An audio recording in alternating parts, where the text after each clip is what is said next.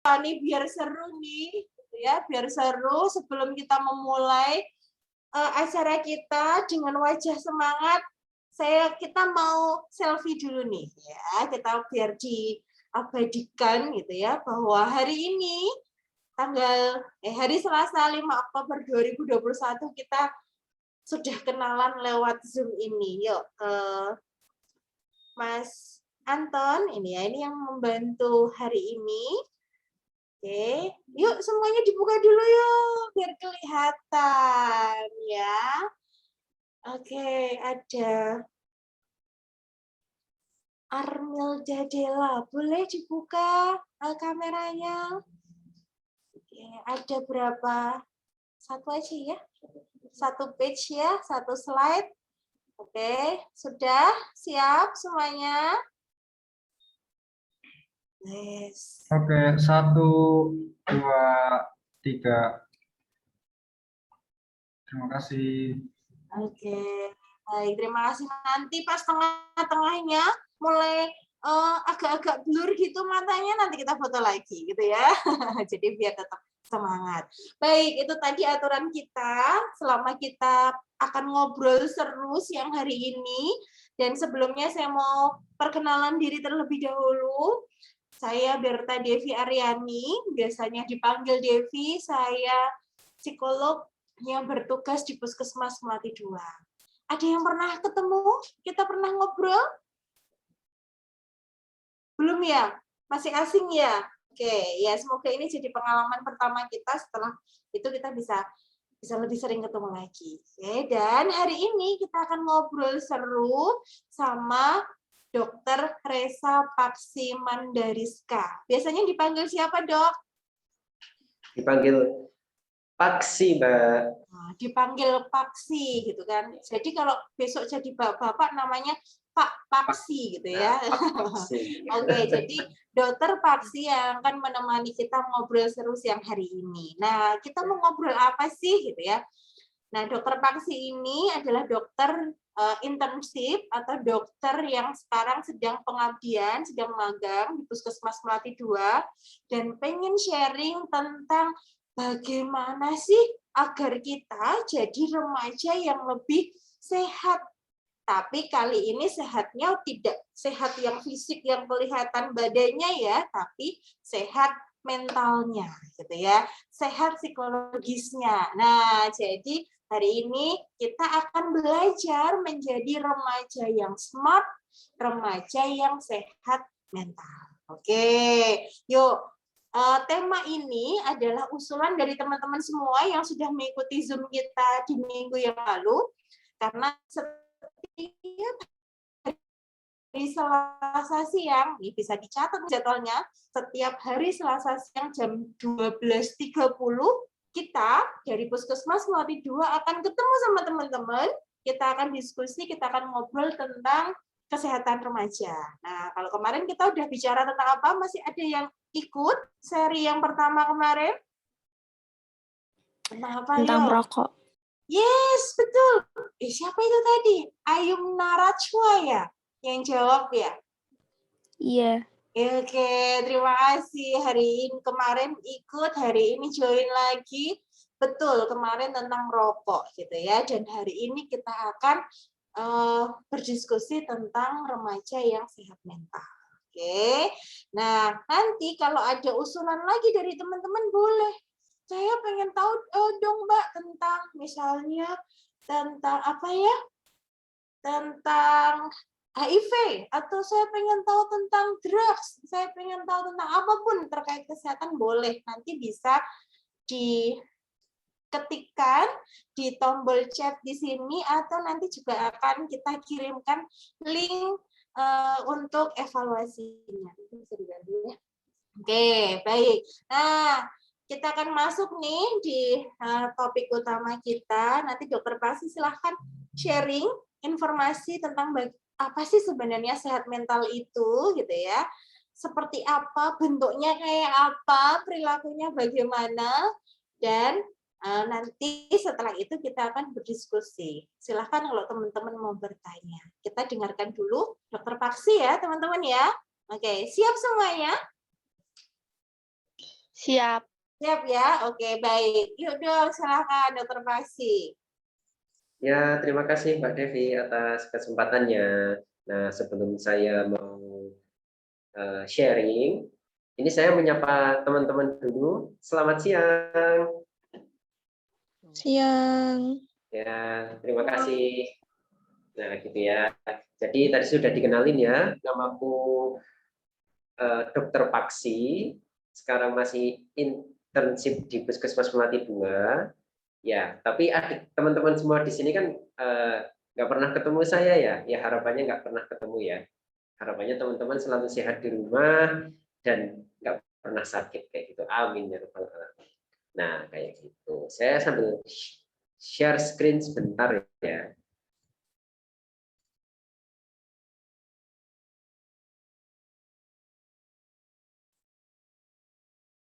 Oke, teman-teman apakah sudah terlihat? Sudah. Ya, terima kasih. Nah, sekarang di siang hari ini saya mau share tentang menjaga kesehatan mental saat pandemi kayak gitu. Nah, kita bertanya dulu nih, why? Why? Kenapa gitu? Kenapa sih kita ada materi seperti ini gitu? Kenapa harus membahas tentang kesehatan mental?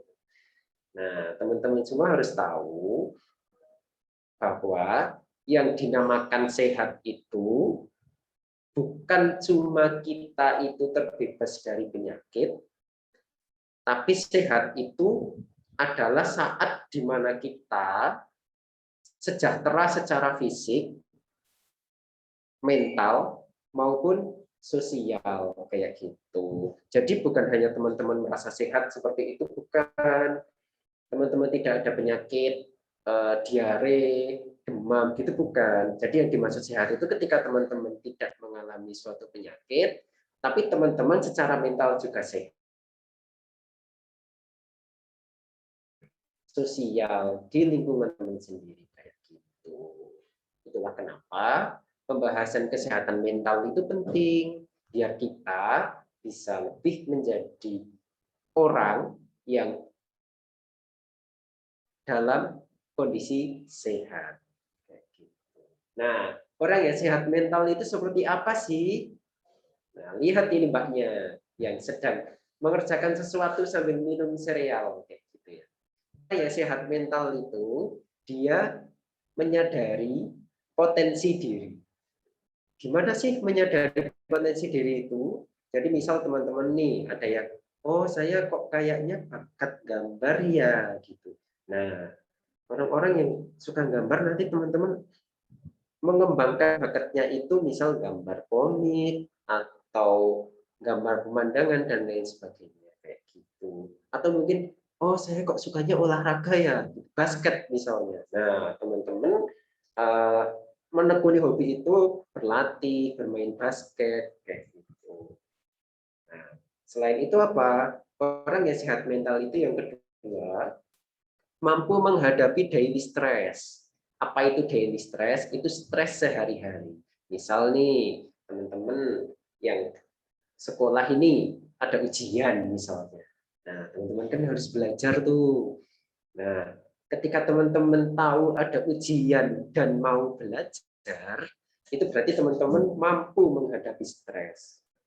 Nah, tapi ketika teman-teman merasa, ih ada ujian, duh aku nggak kuat nih, aku nggak siap belajar, akhirnya nggak belajar kayak gitu kan. Nah, itu berarti teman-teman belum mampu menghadapi stres kayak gitu. Contoh lain misal, teman-teman misal bertengkar dengan saudara, beda pendapat gitu ya, atau beda pandangan gitu. Terus berantem.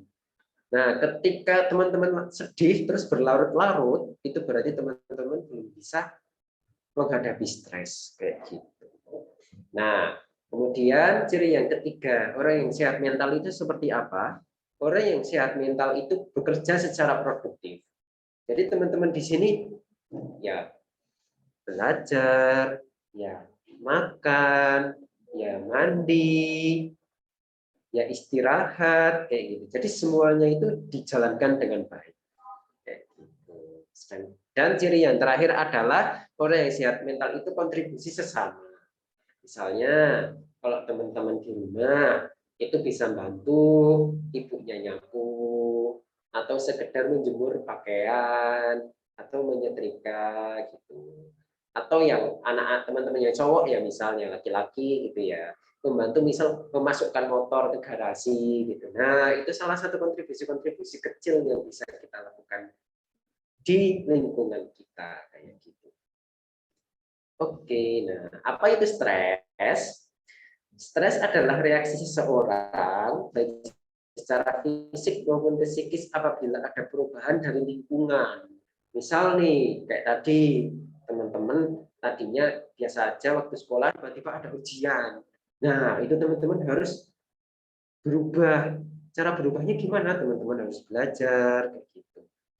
Nah, atau ketika teman-teman ada beda pendapat sama teman-teman yang lain, bertengkar gitu misalnya.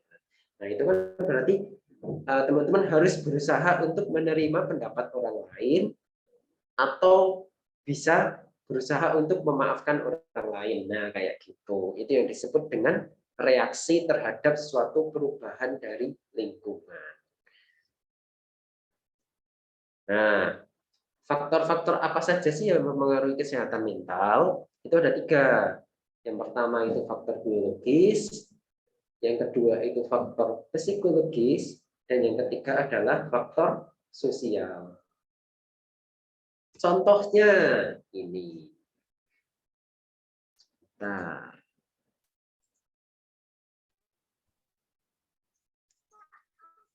oke. Nah, contohnya bisa teman-teman lihat yang di sebelah kiri itu gambar orang sakit. Itu faktor biologis. Kita bayangkan ya amit-amit lah ya. Misal ada salah satu dari kita yang di rumah sakit, terus di sana nggak boleh ada yang nunggu, dengerin suara monitor, terus perawat, dokter setiap beberapa jam bolak-balik, kayak gitu. Kita pasti stres gitu. Apalagi nanti kalau misal dokter menyampaikan kondisi penyakit yang sekiranya cukup parah gitu. Nah, itu bisa membuat kita stres. Atau yang paling gampangnya nih, mungkin teman-teman pernah ngerasain gitu ya. Diare, sakitnya perut melilit sampai sehari-hari nggak bisa ngapa-ngapain kayak gitu. Itu kan rasanya sangat hawa-hawanya itu kan pengen marah, jadi sensi sama orang kayak gitu. Nah, itu salah satu stres karena biologis. Nah, yang kedua ini contoh ini psikologis. Harap tenang sedang ada ujian. Jelas ya, ketika teman-teman ada ujian, pasti akan ada tekanan-tekanan yang membuat teman-teman itu bisa merasa stres kayak gitu. Nah, yang ketiga ini faktor sosial. Contohnya adalah seperti di gambar ini bullying. Nah, jangan dicontoh ya teman-teman. Jadi bullying itu efek negatifnya itu bisa memberikan tekanan mental bagi korbannya. Nah, ini adik perempuan yang dijambak ini mungkin lukanya nggak seberapa yang kelihatan ya, paling rambutnya rontok gitu ya. Tapi ketika nanti fotonya diupload, ketika nanti dipermalukan di depan umum, itu nanti akan memberikan beban psikis yang besar untuk adiknya kayak gitu.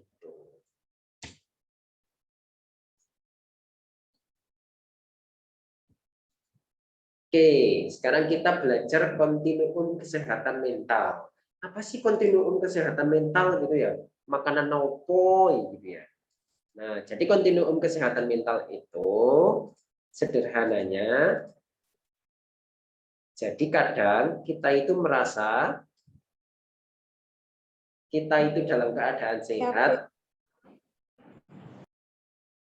atau kadang kita juga bisa berada di tengah-tengah. Kadang nih kita merasa sehat, tapi boleh jadi dua situasi dan kondisi kita merasa mengalami gangguan. Nah, parameternya itu apa? Tanda-tandanya itu ini.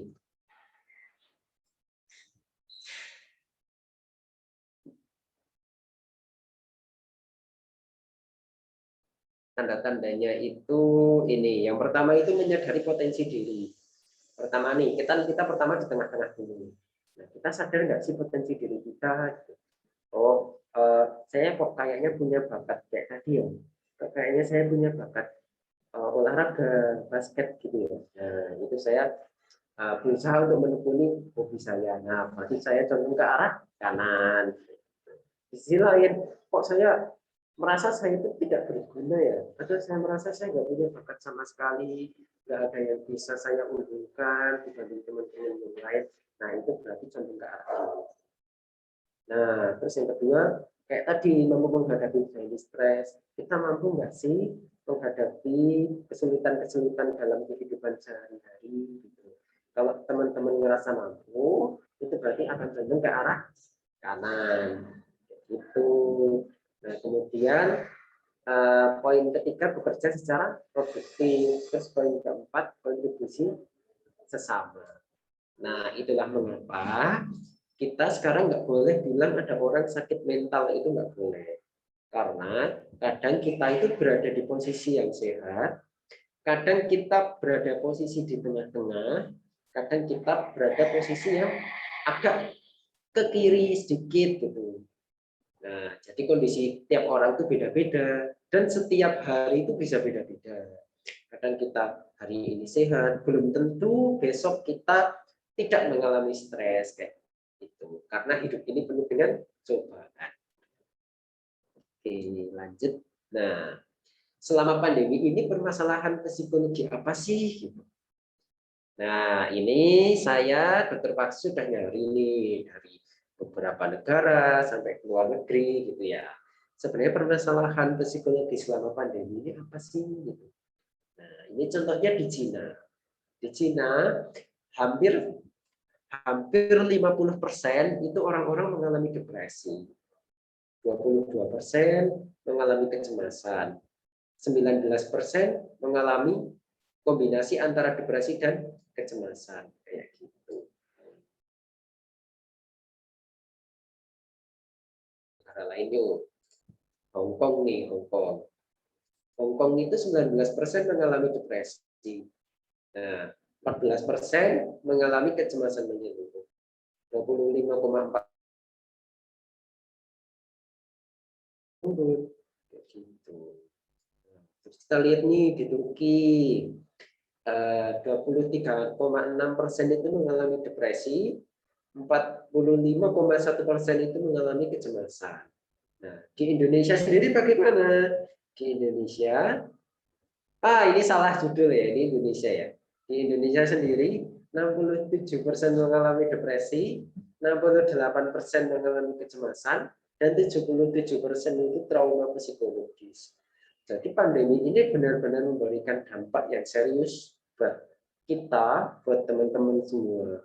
Dari angka-angka ini kita bisa tahu bahwa pandemi itu bisa membuat beberapa orang itu mengalami depresi, beberapa orang itu mengalami kecemasan, beberapa orang mengalami trauma psikologis. Kayak gitu. Kenapa? Karena pandemi ini yang jelas yang pertama, dia akan membuat kita semua nggak bisa ketemu sama teman-teman ya. Teman-teman jadi nggak bisa keluar rumah, nggak bisa liburan, kayak gitu. Terus nggak bisa sekolah tatap muka, nggak bisa ketemu guru, ketemu teman-teman sepermainan gitu ya. Itu kan bisa membuat kita depresi ya. Jadi nggak punya teman main, di rumah nggak ngapa-ngapain, gitu. Jadinya sedih.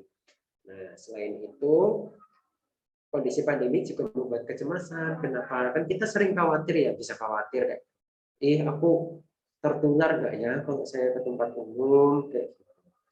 Atau ketika ada saudara kita yang tak sakit, kita kan cemas. Dan nanti kalau kenapa-kenapa bagaimana? Dan 77% itu mengalami trauma psikologis karena pandemi ini juga kita sama-sama bersedih ya. Banyak sekali orang-orang yang gugur karena pandemi ini kayak gitu. Jadi bagi sebagian orang pandemi ini memberikan trauma psikologis.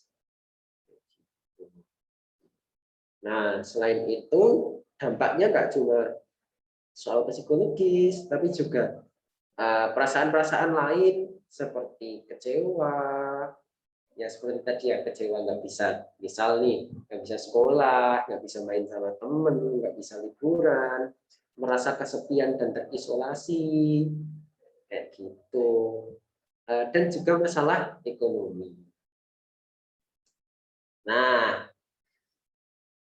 kalau teman-teman merasa seperti itu, harus gimana dong? Jawabannya ini, it's okay not to be okay. Jadi ketika teman-teman merasa mengalami hal-hal kayak gitu, nggak apa-apa, karena kondisi kecemasan, kondisi depresi, itu sama ketika teman-teman diare, ketika teman-teman batuk pilek, itu normal kok. Dan saya, teman-teman mungkin pernah mengalami hal-hal kayak gini, atau sedang mengalami hal-hal kayak gini, jadi nggak apa-apa, nggak usah terlalu khawatir, nggak usah terlalu takut. Tuh. Nah, kalau ini misal teman-teman di sini ada yang merasa, oh saya kok merasa cemas ya, oh saya kok merasa kesepian ya, oh kok saya itu mau belajar kok nggak masuk-masuk, atau saya mau tidur kok susah. Nah, ini Dokter Paksi mau ngasih tips mengelola diri kayak gitu. Tipsnya apa aja? Yang pertama, ketahuilah bahwa tidak apa-apa untuk merasakan yang kamu rasakan. Kayak yang tadi saya jelasin ya, teman-teman kalau misalnya ada kondisi cemas, kondisi kok nggak mau ketemu orang-orang sekitar, kondisi kok merasa tidurnya terganggu, hal yang pertama teman-teman lakuin apa? Menerima kondisi itu. Oh, ini tuh kayak saya misal sakit batuk pilek, kayak saya diare gitu. Jadi bukan sesuatu yang harus teman-teman pikirin terus, harus sesuatu yang teman-teman renungin terus kayak gitu. Nah, di pandemi ini pun teman-teman pasti akan kadang merasa sedih, nggak bisa main, marah, frustasi, cemas kayak gitu. Nah, itu normal kayak gitu. Jadi teman-teman ngerasa sedih, ngerasa marah itu nggak salah. Dan silakan diceritain ke orang-orang terdekat teman-teman semua. Kayak gitu. Yang kedua, tips yang kedua, itu pertahankan rutinitas. Mulailah harimu pada waktu yang hampir sama setiap harinya. Tetapkan tujuan untuk menyelesaikan tugas tiap pagi dan sore. Pertahankan nutrisi yang cukup dengan makan 3 kali sehari makanan sehat. Nah, pertahankan rutinitas ini misalnya gimana?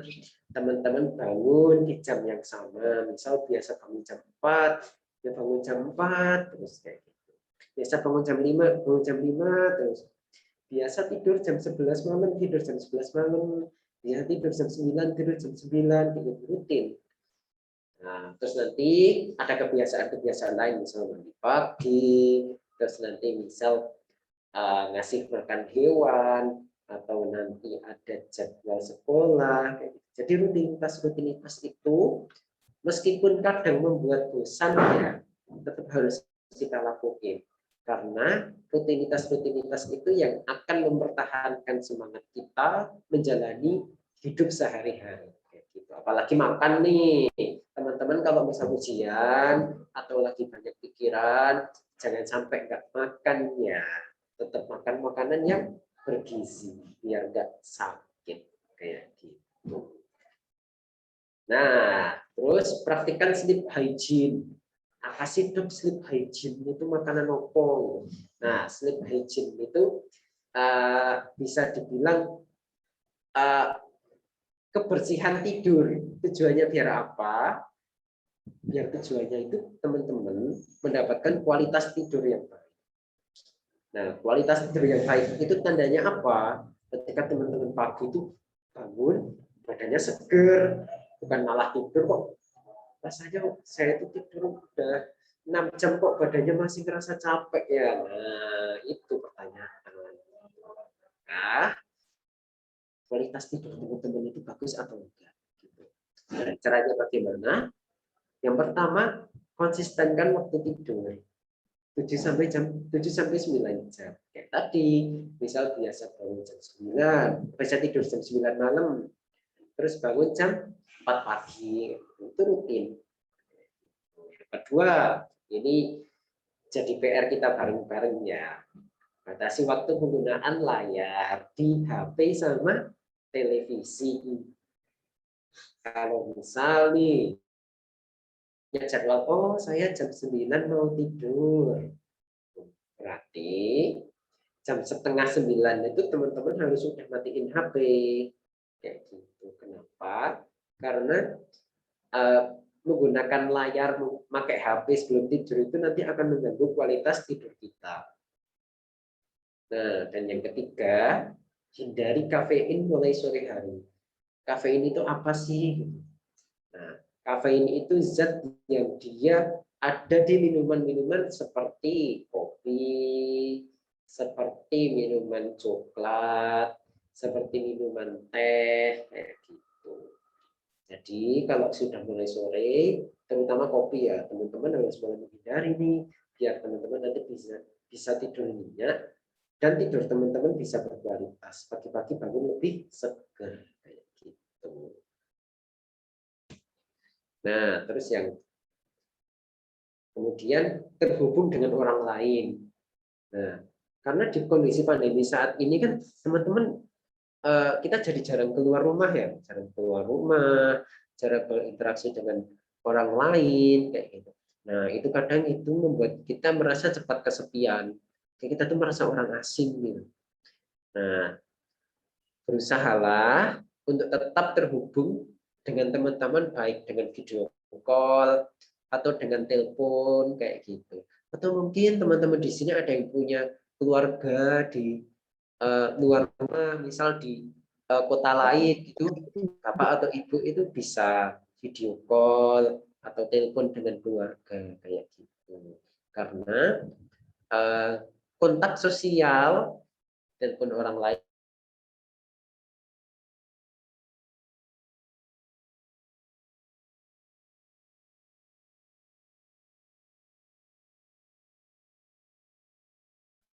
ini, teman-teman semua suka istirahat ya, istirahat.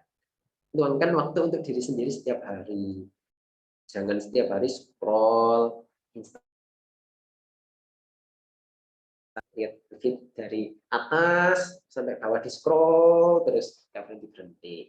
Atau main game terus push rank misalnya, main push rank gitu kan, nggak berhenti. Nah, itu sekali-kali yuk kita tutup HP kita tutup gadget kita. Bagi yang muslim ya mungkin bisa sholat gitu ya, merenung sebenarnya kita tuh hari ini udah ngelakuin apa kayak gitu, terus yang positif itu apa kayak gitu. Nah, selain itu juga teman-teman bisa melakukan me time. Me time itu apa? Melakukan sesuatu yang disukai dan menurutmu menenangkan atau meremajakan diri.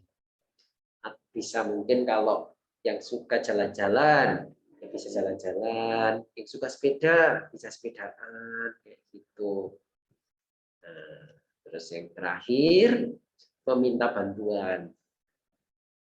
Kalau dirasa teman-teman kok tidak bisa mengatasi masalahnya sendiri, jangan pernah takut untuk meminta tolong.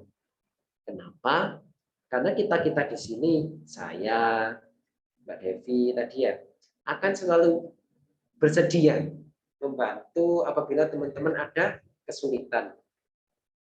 Kayak gitu. Jadi teman-teman di sini kalau ada ngerasa kok saya kok nggak semangat ya, kok saya susah tidur kayak gitu. Tapi saya sudah berusaha, sudah memperbaiki pola tidur, sudah makan makanan yang sehat, masih kayak gini belum membaik, nah gitu. Jangan sungkan-sungkan untuk meminta bantuan. Karena terkadang kita memang tidak bisa menyelesaikan semuanya sendiri. Nah, pesan terakhir dari saya, jangan diagnosis diri sendiri. Nah, diagnosis diri sendiri itu gimana sih? Misal nih, teman-teman ikut kuis apakah saya mengalami depresi, terus nanti di hasilnya selamat, Anda sehat, atau nanti jawabannya Anda mengalami depresi bla bla bla bla gitu. Nah, teman-teman nggak boleh percaya 100% ya. Kenapa? Karena kuis-kuis seperti itu kerancuannya sangat tinggi. Jadi takutnya kalau teman-teman mendiagnosis diri sendiri, biasanya akan terbagi jadi dua tipe orang nih. Yang pertama, ketika orang mendiagnosis diri sendiri, dia akan menjadi overestimate. Ya, bisa nih, misal teman-teman iseng ya, searching di Google, nyari gitu ya. Keywordnya, kata kuncinya, sakit kepala terus-menerus. Nah, teman-teman cari, terus nanti hasilnya mungkin kayak sakit kepala terus-menerus itu merupakan tanda bahaya, barangkali Anda mengalami stroke. Nah, gitu teman-teman ketika searching kayak gitu, pakai kata kunci di Google, teman-teman bisa stres, jangan-jangan saya penyakitnya ini. Nah, kecemasan teman-teman itu jadi bertambah. Kayak gitu. Nah, terus tipe yang kedua itu adalah tipe orang-orang yang underestimate. Nah, ketika teman-teman misal sudah susah mengikuti kegiatan sekolah, di rumah sudah nggak bersemangat melakukan aktivitas, kerjaannya cuma tiduran, diajak main temennya nggak mau, kayak gitu. Teman-teman ngerasa, oh saya sehat kok, saya biasa aja gitu. Nah, itu takutnya kalau kita mendiagnosis diri sendiri, kita bisa masuk ke dua orang tadi. Orang-orang yang berlebihan, tapi juga orang-orang yang meremehkan. Kayak gitu. Oke, cukup sekian materi dari saya. Semoga bermanfaat. Wassalamualaikum warahmatullahi wabarakatuh. Waalaikumsalam warahmatullahi wabarakatuh. Oke, baik. Terima kasih Dokter Paksi untuk sharing informasinya. Wah, berarti yang sehat itu nggak cuma kalau nggak demam, nggak pusing, nggak flu, nggak batuk, gitu aja ya dok ya. Tapi sehat itu juga ada sehat badan sama sehat jiwanya, sehat fisiknya sama sehat psikologisnya gitu ya dok ya. Iya, betul Mbak. Dan orang yang sehat mental itu ternyata orang yang bisa produktif, orang yang bisa berperan untuk orang lain, yang bisa bermanfaat untuk orang lain, dan yang pasti yang semangat juga seperti siang hari ini gitu ya teman-teman, yang pengen tahu tentang sesuatu, pengen menambah ilmu, pengen jadi pribadi yang semakin sehat lagi, itu berarti termasuk juga pribadi yang sehat mental ya dok ya, berarti ya. Iya, betul Mbak. Oke, nah tadi Dokter Paksi sudah cerita, sudah sharing banyak hal. Yuk, teman-teman di sini ada yang penasaran dengan sesuatu dan mau menanyakannya langsung nih ke Dokter Paksi? Boleh, sekarang kita mau buka sesi untuk diskusi ya. Boleh bertanya, boleh menanggapi sesuatu, atau kalau mau cerita tentang pengalamannya juga boleh. Ya, silahkan. Boleh dari teman-teman dari SMP 3 atau dari yang lainnya. Boleh? Ada yang mau bertanya langsung nih? Mumpung kita ada Dokter Paksi nih yang bisa menjawab. Ada?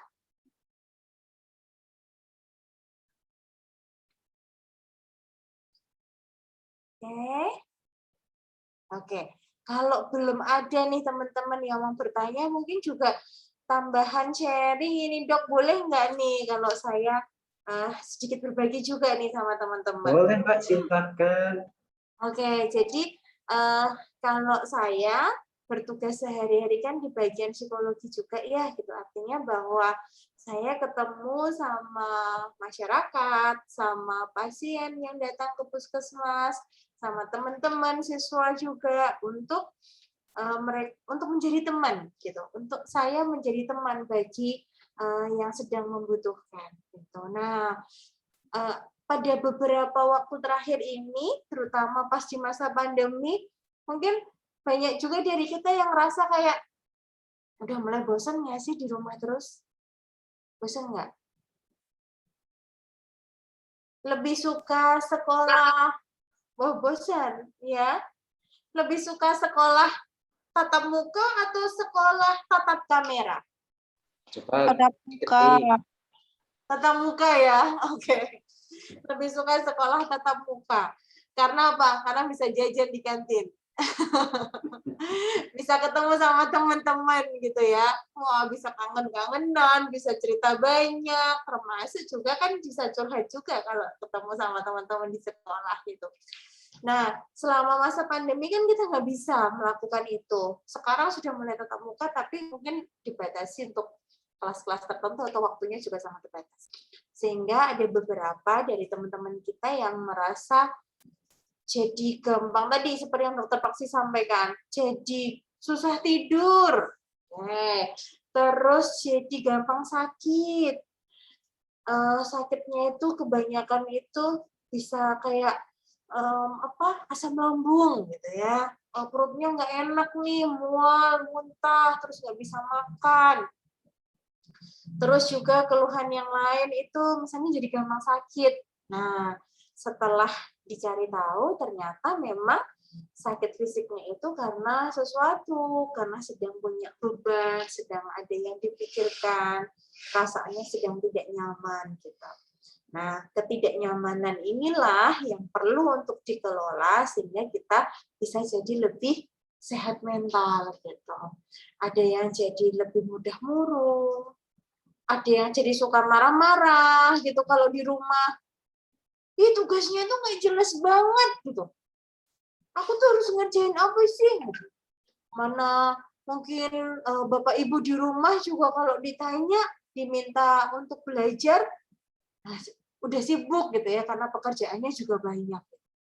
Nah, kondisi-kondisi ini kalau terus-menerus berlanjut nanti bisa jadi tambah mengganggu kita gitu. Makanya perlu untuk dikelola. Oke, jadi hari ini Dokter Paksi, saya juga teman-teman di Puskesmas Melati 2 menyapa teman-teman remaja gitu ya, biar kita mulai nih gitu ya, mulai menyadari, mulai mengenali diri kita kalau misalnya ada sesuatu kita bisa segera kelola.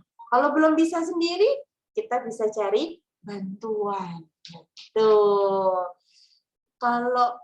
Kalau konsul sama dokter Paksi atau sama Mbak Devi, kira-kira bisa dijamin kerahasiaannya nggak dok? Kalau misalnya curhat sama kita nih dok? Oh bisa, tenang aja. Nah, Gitu. iya. Jadi kan teman-teman mungkin merasa malu ya, malu ketahuan, malu nanti, oh kalau nanti cerita nanti ceritain ke teman-temanku, nanti aku malu.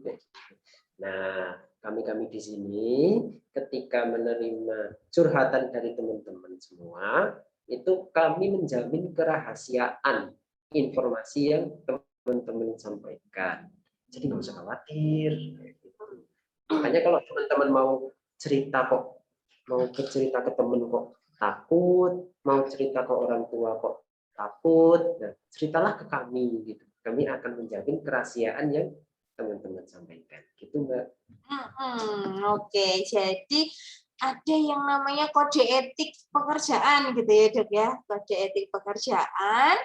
Jadi kalau nanti teman-teman datang ketemu sama dokter atau ketemu sama psikolog, itu nggak perlu khawatir, nggak perlu ragu, nggak perlu takut. Nanti kalau ada orang lain yang tahu gimana, kan saya malu, kan saya jadi apa ya namanya, nanti saya jadi diomongin banyak orang gitu ya, diomongin netizen gitu. Oke. Nah, jadi teman-teman nggak perlu takut karena semua yang teman-teman sampaikan kalau dalam setting konsultasi itu dirahasiakan. Oke, jadi akan dijamin kerahasiaannya. Oke, gitu.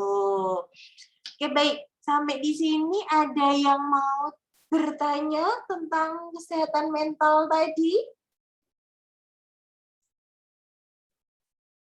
Adakah? Kalau ada yang mau tanya di kolom utama, mungkin bisa private chat ke saya atau ke Mbak Devi, nanti nggak akan kita sebutin namanya. Iya, boleh. Oh iya, nah di chat juga, ini sambil teman-teman mungkin memberanikan diri untuk mau bertanya enggak gitu ya. Di kolom chat juga ada Bitly, gitu ya, ada link, minta tolong untuk diklik, lalu kemudian diisi. Itu adalah link evaluasi dari kami Puskesmas Melati 2, biar kami untuk mengadakan kegiatan-kegiatan seperti ini jadi semakin baik gitu ya, untuk masukan kami.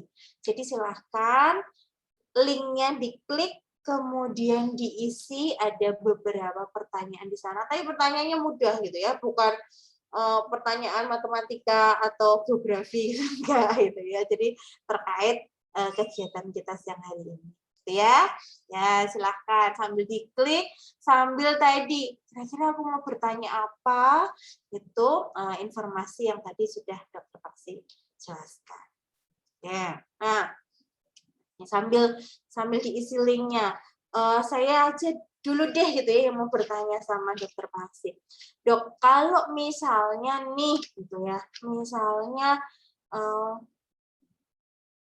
ketika lagi sedih, lagi murung gitu, terus kemudian kok jadi bawaannya itu nggak pengen ngerjain apa-apa, terus juga mungkin cuma pengennya tidur terus gitu ya, kayaknya itu badannya itu nggak ada tenaganya, nggak ada energinya untuk ngelakuin sesuatu gitu, karena rasanya kayak sia-sia gitu. Nah, kalau misalnya ada yang pernah mengalami hal yang seperti itu pertama kali datangnya itu harus gimana ya cara mengatasinya gitu, apakah cukup datang ke puskesmas, ketemu sama dokter, ketemu sama psikolog, atau ada hal yang bisa dilakukan di rumah, atau gimana dok? Nah, menjawab pertanyaan Mbak Devi tadi ya, jadi kalau misal teman-teman ada pada kondisi nggak semangat melakukan aktivitas dan lain sebagainya, yang pertama seperti tadi saya jelaskan, teman-teman harus mau menerima kondisi itu, bahwa teman-teman itu sekarang dalam kondisi tidak baik-baik saja, kayak gitu. Teman-teman harus ada kemauan, oh saya kok gini-gini terus ya, hari-hari saya kok setiap hari rasanya nggak ada manfaatnya ya, saya kerjanya kok cuma tiduran, duh saya mau berubah nih. Nah itu harus ada keinginan dulu dari teman-teman kayak gitu. Nah yang kedua, teman-teman melakukan tadi, mencoba untuk melakukan hal-hal yang rutin teman-teman lakuin, misal mandi pagi, sarapan pagi, terus nanti misal ada kegiatan sekolah yang ikut kayak gitu, terus nanti misal diajak main meskipun berat ya, kadang kan kita kalau lagi kondisi kayak gitu kan nggak bisa ketemu siapa-siapa ya, tapi kalau ada yang ngajak ya coba kita berusaha untuk mau gitu ikut sama teman-teman. Nah terus juga menjaga pola tidur kayak gitu, jangan ketika teman-teman nggak ada aktivitas di rumah terus kayak tadi scrolling HP terus kayak gitu, itu nanti akan mengganggu waktu tidur dan juga teman-teman nggak bisa bersosialisasi dengan orang lain kayak gitu. Nah tapi ketika teman-teman udah ngerasa kok saya sudah berusaha tapi nggak membaik, nah itu tadi ya Mbak, konsultasi dengan kami, dengan saya, dengan Mbak Devi, itu nanti kita bisa menjaga kerahasiaan teman-teman semua. Nah, Mbak Devi ini ada yang tanya nih. Ya, benar-benar. Wah, terima kasih sudah ada 2 peserta kita yang bertanya. Saya izin untuk membacakannya ya. Oke, Dok izin bertanya, bagaimana cara menghadapi orang yang membuli kita? Wah, ini topik remaja banget ini ya, Dok ya. Gitu. Gimana nih caranya menghadapi orang yang membuli kita? Menurut Dr. Baksi. Oke, saya bantu jawab ya. Nah, sebenarnya kenapa sih kita dibully gitu? Nah, terus kita belajar dari kasus aja gitu. Biasanya kan kalau orang-orang yang dibully itu, contoh nih, ada misal teman kalian yang rajin belajar kayak gitu.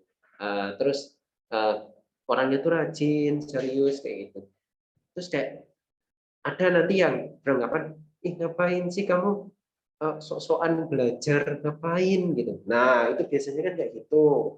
Atau ya karena masih remaja ya, misal mungkin maaf ya, misal ada yang merasa warna kulitnya merasa kurang terang atau kurang gelap kayak gitu, itu jadi bahan olok-olok temen yang lain. Nah itu memang masih menjadi PR ya, sampai sekarang itu hal-hal kayak gitu tuh masih dibiarkan, padahal itu harusnya udah nggak boleh. Nah yang pertama yang harus kita lakuin adalah kita berusaha mencintai diri kita sendiri. Jadi kita tuh bersyukur, misal nih saya punya kulit yang agak gelap gitu ya dibandingkan teman-teman yang lain. Gitu. Ya saya syukuri, memang begitulah keadaan saya. Gitu. Jadi ketika ada teman, kamu kok orangnya gini sih? Atau saya emang punya tujuan, saya ingin belajar yang rajin gitu kan. Terus kayak, ngapain sih kamu sok-sokan belajar? Cari perhatian kok sama guru. Ya, ketika teman-teman sudah merasa, oh ya emang tujuan saya tuh ini, atau saya itu memang orangnya seperti ini. Nah, teman-teman tidak akan mudah merasa down. Kayak gitu. Nah, tips yang kedua itu buatlah pertemanan yang positif. Nah, janganlah teman-teman berteman dengan orang yang suka membuli kayak gitu. Nanti teman-teman tiap hari terus nanti. Nah, carilah orang-orang yang suportif, yang menerima kekurangan teman-teman semua.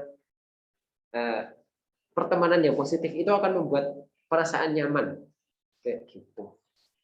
Dan pertemanan yang positif itu akan mencegah adanya bullying. Kayak biasanya orang-orang yang bullying, yang dibully itu tidak punya teman, biasanya kayak gitu ya. Tapi ketika kita sudah punya grup pertemanan, kita akan lebih tidak mudah untuk dibully kayak gitu. Nah, dan terakhir adalah berusaha untuk peka terhadap lingkungan kayak gitu. Kenapa? Karena misal nih kita dibully ya, kita merasa sedih, nggak apa-apa kita merasa sedih, kita merasa marah sama teman kita yang membuli gitu ya. Kenapa sih dia bully aku dan sebagainya. Kalau memang masalahnya tidak bisa terpecahkan karena emang teman kita itu suka bully, kita berusaha untuk bersabar kayak gitu, menjaga kepekaan. Selain itu juga nanti kita bisa curhat ke teman kita yang kita percaya, biar beban-beban di pikiran kita itu bisa hilang. Atau mungkin Mbak Devi ada tambahan, Mbak? Oke, iya, udah banyak dan lengkap Dok. Mungkin menambahkan satu hal gitu ya.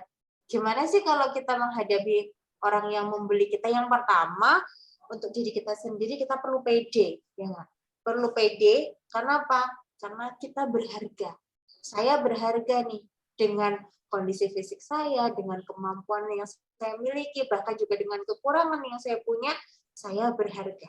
Tadi kalau kata Dokter Paksi, bersyukur tadi ya, karena saya berharga, saya bersyukur, dan saya menjadi percaya diri. Lalu gimana cara menghadapi orang-orang yang membuli kita nih, gitu kan ya? Ya ngapain fokus mikirin mereka yang justru berdampak negatif sama diri kita? Yuk alihkan pikirannya, fokus ke hal-hal yang positif, fokus ke hal-hal yang membangun. Dan buat orang-orang yang membuli itu kita bilang, ya disenyumin aja, nggak usah ditanggepin apa-apa, tinggalkan. Gitu ya. Karena saya dulu juga jadi survivor bullying nih gitu ya, kelas SD. Dan apa yang saya lakukan ya sudah, kalau saya nggak punya teman ya saya fokus aja sama kegiatan yang saya sukai gitu. Karena kalau zaman dulu geng-gengan itu tuh sering bagi-bagi contekan gitu, saya nggak punya geng, saya nggak bisa nyontek siapa-siapa gitu. Akhirnya apa yang saya lakukan ya saya mau nggak mau harus belajar, dan dari situ saya bisa survive. Jadi kalau dulu gitu ya kita bisa survive dari ini, maka teman-teman pasti juga bisa. So, itu aja di sidok tambahannya. Oke, sudah jelas ya untuk teman tadi yang bertanya ya terkait cara menghadapi orang yang membuli kita. Kita lanjut ke pertanyaan yang kedua.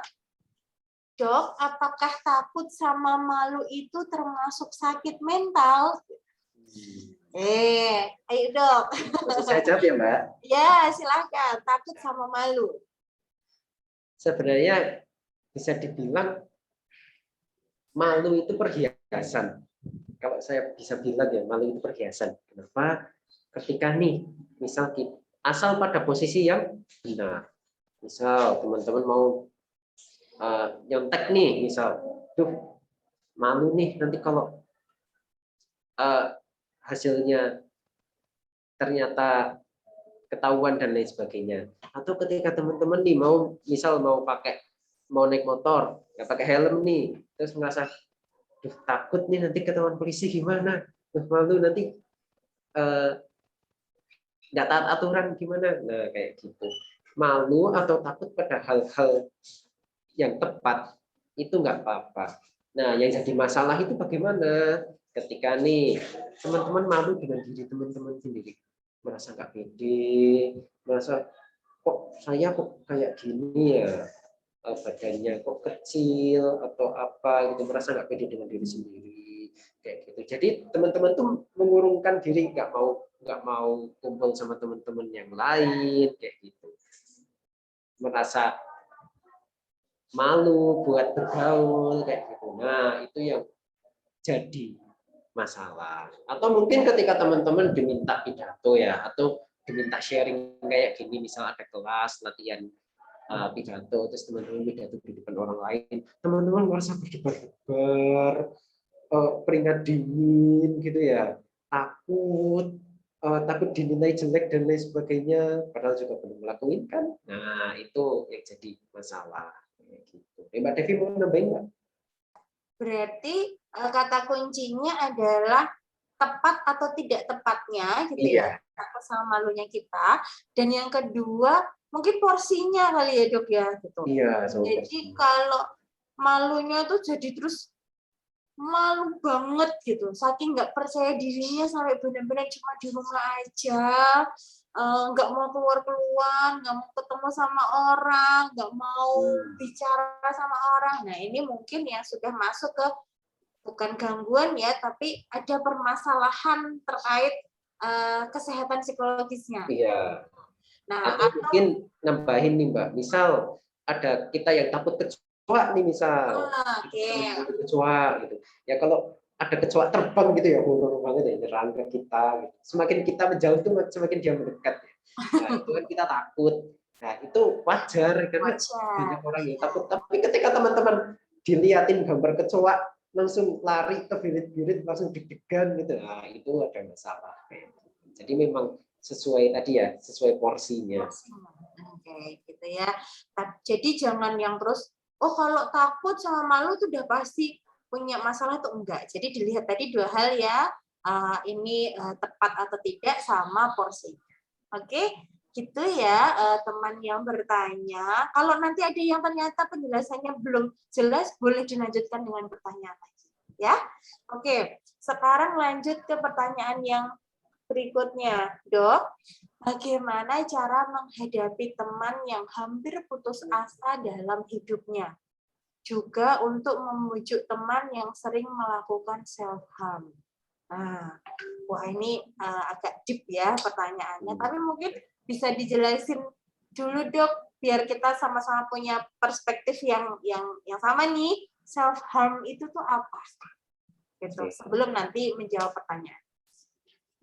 Jadi mungkin pertanyaan ini agak dalam ya buat teman-teman semua, tapi memang kondisi kayak gini itu mungkin akan kita temui di lingkungan pertemanan kita, di lingkungan kita gitu. Yang dimaksud self harm itu bagaimana sih gitu. Self harm itu adalah upaya untuk melukai diri sendiri sebagai agar dia mencapai kepuasan kayak gitu. Jadi kalau misal ada orang yang merasa cemas gitu, dia itu menghadapi kecemasannya itu misal agak ngeri ya, misal sambil ngiris-ngiris tangan pakai silet gitu, karena dia merasa tenang dengan melakukan itu gitu. Yang mungkin kita merasanya kok bisa gitu ya gitu. Tapi buat dia itu adalah salah satu cara untuk mencapai ketenangan, salah satu upaya untuk menyelesaikan masalah menurut dia kayak gitu. Upaya untuk ini juga kayak Dok, mengalihkan rasa sakitnya gitu ya. Mengalihkan rasa sakitnya. Kalau menghadapi langsung ke kenyataan yang menyakitkan itu tuh tidak mampu, maka dia menghadapi rasa sakitnya itu dengan bikin luka atau apa ya, ada yang pakai senjata tajam atau nyabut-nyabuti rambutnya sendiri atau tarik-tarik rambut gitu sampai ada kayak pitak-pitaknya. Nah itu beberapa bentuk self harm. Nah, kayak gitu. Nah, bagaimana cara menghadapi teman yang hampir putus asa dalam hidupnya? Yang pertama, jika teman-teman di sini adalah orang yang akan membantu, maka kami akan sangat berterima kasih. Kenapa? Itu tandanya teman-teman peduli dengan teman-teman yang lain. Kayak gitu. Bukan berarti kalau ada teman-teman yang self harm terus biarin aja lah gitu. Itu masalah dia sendiri, bukan masalah gua gitu. Masalah dia sendiri, bukan masalah saya gitu. Nah, bukan kayak gitu ya.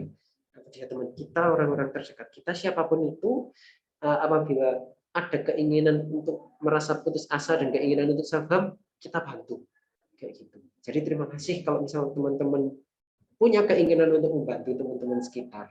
Nah, caranya bagaimana? Caranya adalah pertama kita memberikan tempat bahwa dia itu nggak sendirian, dia itu nggak merasa sendiri, dia itu punya teman, dia itu punya orang yang bisa dia percaya untuk cerita kayak gitu. Nah, terus selain itu, kalau nanti dia udah cerita, kita udah tahu self harm karena dia mengalihkan kebenciannya karena dia sering dibully misal. Nah, kita sebagai teman kita berusaha untuk menjauhkan dia dari para pembuli-pembuli itu kayak gitu. Nah, saya kalau misal ada teman-teman yang punya pengalaman ya menghadapi teman-teman yang putus asa gitu ya, misal sebut saja mawar gitu ya, ada mawar mengalami putus asa gitu ya, terus kita sebagai temannya mau menolong, itu kita memberikan tempat, kita memberikan ruang untuk dia bercerita, memberikan kenyamanan. Nanti kalau ternyata permasalahannya agak sulit dan teman-teman nggak bisa menghadapi itu, datanglah ke kami. Datanglah ke kami. Mungkin kami nggak bisa menyelesaikan, mungkin ya nggak bisa menyelesaikannya 100% gitu, tapi kami akan membantu. Gitu. Jadi teman-teman nggak usah khawatir ketika menemukan misal si tadi yang mawar gitu ya, menemukan mawar dalam kondisi kesulitan dalam hidup, putus asa, ingin mengakhiri hidup kayak gitu, merasa hidupnya sia-sia, itu silahkan ditemenin, diajak ngobrol, diajak ke kami. Ya, terima kasih ya buat pertanyaannya, ini pertanyaannya bagus sekali. Iya. Oke, jadi kita bisa menjadi tempat gitu ya Dok ya, artinya bahwa kita bisa hadir untuk membantu sebagai temannya dia, gitu ya, temannya mawar gitu ya, sebagai teman, sebagai orang yang bisa dipercaya. Terkadang kita nggak perlu kasih banyak nasihat, tetapi cukup hadir mendengarkan. Kan bayangin, kalau kita pas lagi ada masalah nih, lagi sedih, lagi putus asa, lagi nggak ngerti, bingung harus gimana, terus kemudian ada seseorang yang ada di samping kita, yang mau dengerin keluh kesah kita tanpa harus ngasih tahu A, B, C gitu, nasehatin gitu kan. Nah, rasanya gimana? Mesti akan lega gitu ya, rasanya lega, rasanya kayak disayang, rasanya dihargai gitu. Nah, itu yang akan kita hadirkan, kita bisa bantu melakukan itu. Lalu kata kunci yang berikutnya adalah kita bisa bantu dia untuk menghubungkan dengan petugas yang bisa membantu secara profesional, gitu ya. Nah, di sini sebenarnya kalau yang dari tadi bicarakan ada dokter taksi, ada saya. Tapi sebenarnya seluruh teman-teman Puskesmas Melati 2, gitu ya. Yuk, yang teman-teman Puskesmas Melati 2 mungkin bisa dibuka kameranya biar bisa teman-teman sekolah kita bisa mengenali gitu ya, siapa sih yang bisa dihubungi, bisa dicolek gitu ya, bisa dicurhatin gitu. Yang masih ada di sini, oke, terima kasih. Ada yang ada pakai tulisan Puskesmas Melati 2 itu namanya ada Mas Anton gitu. Nah, lambaikan tangan gitu. Ada Mbak Solihah Ratnawati. Oke. Ya, nah itu dia. Ini ada dokter juga, dokter Arini. Oke, mungkin ketemu kalau pas lagi periksa di BP Umum. Ada Mbak Gina. Oke, halo Mbak Gina. Terus ada dokter Zulia. Nah, dokter Zulia ini juga mungkin bisa ketemu di Puskesmas kalau lagi periksa. Ada Mbak Dewi, mungkin lagi tanggung ini, Mbak Dewi belum buka kameranya. Ada Mbak Dewi, ada ini Femi itu dokter Femi ya, dari dokter Femi. Ada Mbak Ari, gitu yang juga sering ke sekolah. Nah, teman-teman Puskesmas Melati 2 ini bisa jadi supportnya teman-teman semua, gitu ya.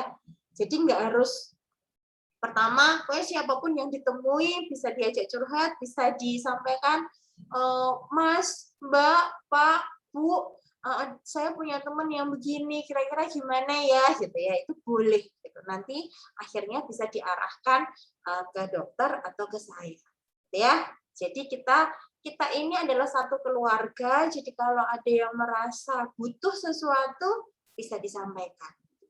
Asal bukan butuh uang ya, gitu. Kalau butuh uang sama gitu ya, tapi kita bisa jadi teman, gitu ya. Kita bisa jadi keluarga yang saling mendukung satu sama lain. Oke, baik. Jadi itu tadi ya, dokter Paksi, kalau misalnya menghadapi teman yang hampir putus asa atau ada yang suka melakukan self-harm. Dan kalau ada yang seperti itu, mulai dari sekarang yuk stop gitu ya, stop seluruh perilaku yang bisa menyakiti diri sendiri. Yuk kita ubah perilaku kita untuk menjadi lebih positif, gitu ya. Oke, dimulai dari pikiran kita yang lebih positif juga. Nanti akhirnya perasaannya jadi lebih senang, perilakunya jadi lebih positif. Oke, sampai di sini ada yang mau bertanya lagi, boleh silahkan.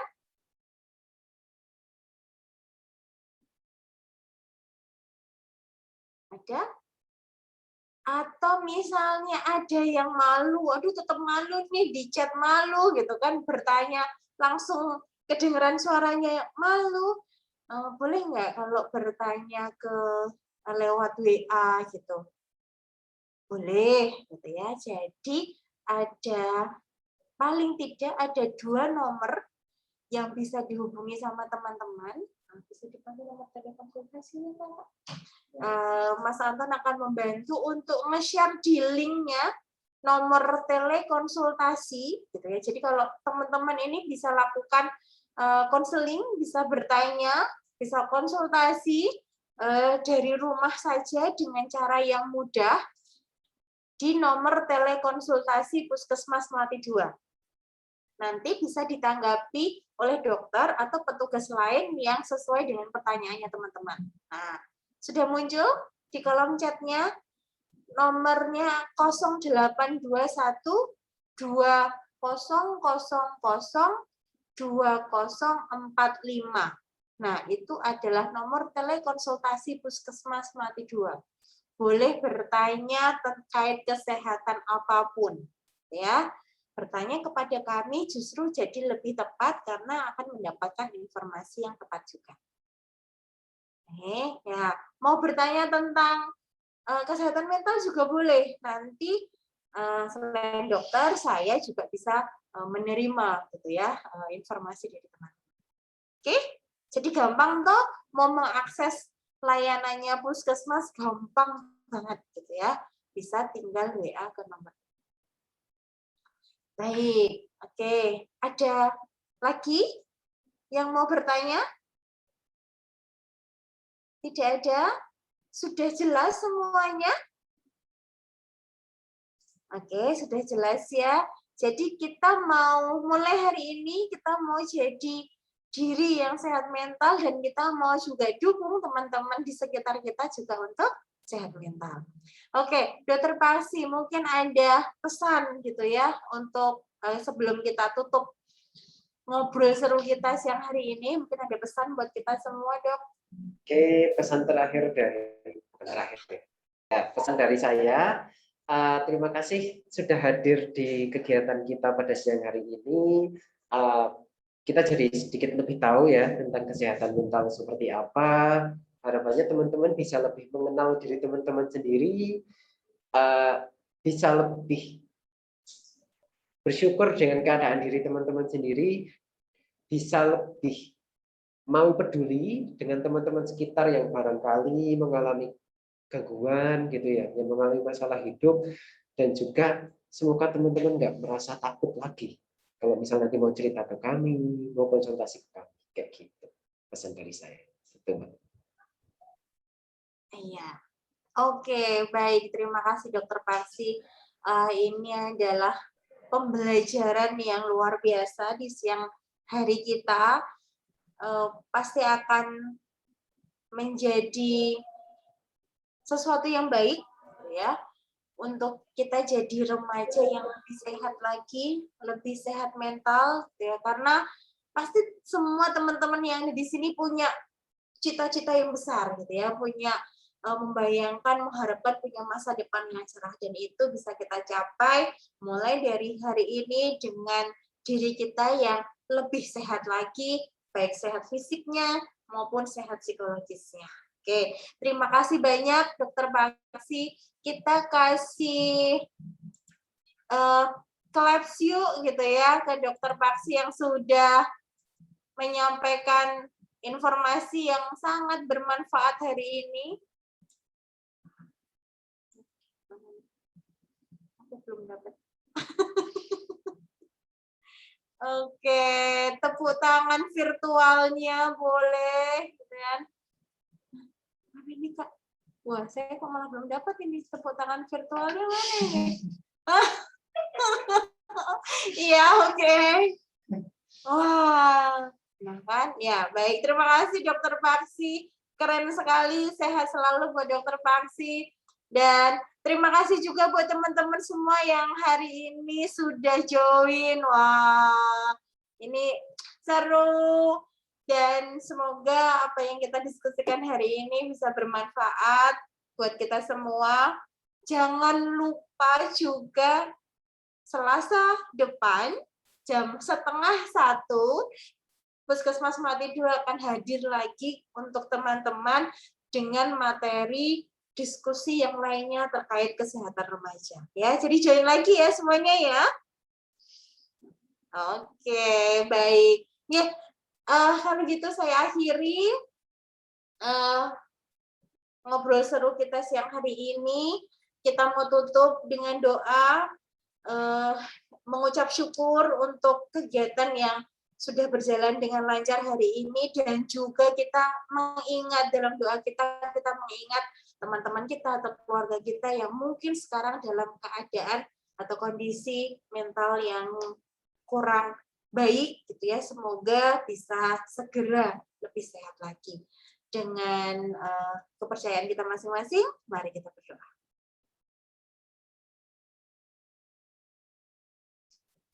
Amin. Cukup. Terima kasih teman-teman. Yuk sekarang boleh buka nih mic-nya, semuanya dibuka. Oke, udah buka semuanya, kameranya dibuka, mic-nya boleh di-unmute. Oke, dan sebelum kita akhiri, kita mau sama-sama sampaikan remaja smart, remaja sehat mental. Gitu ya? Oke, siap? Wah, masih belum nih, masih belum dibuka semuanya nih. Oke, saya akan hitung ya. Baik, 1, 2, 3. Remaja smart, remaja sehat mental.